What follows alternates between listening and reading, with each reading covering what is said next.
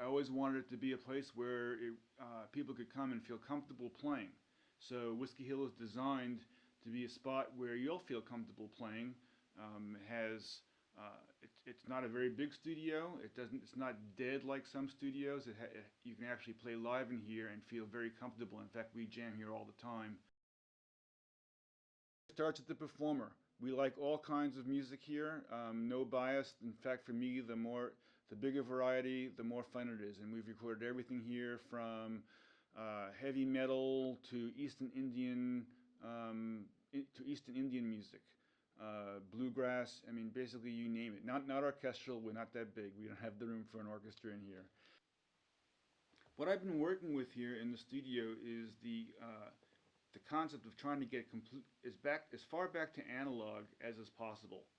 It's really not cost effective to be a totally tape and analog based house these days.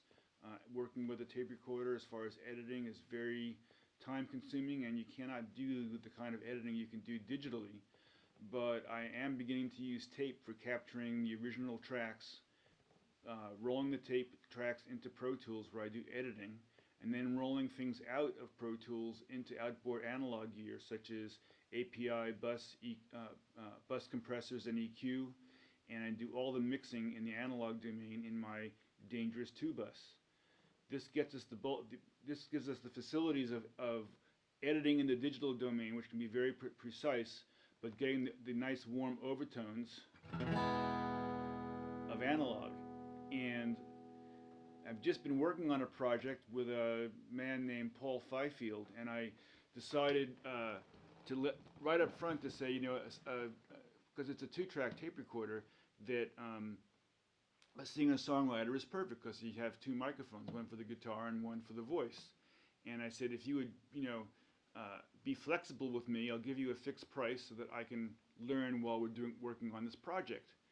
And we're just about finishing up the project now, which involved laying down the tracks on the Studer, again rolling them into Pro Tools, editing in Pro Tools, and then doing most of the effects using outboard analog gear, my API gear. I'm really passionate about guitar. If anybody can play any style of guitar, I'm a willing audience.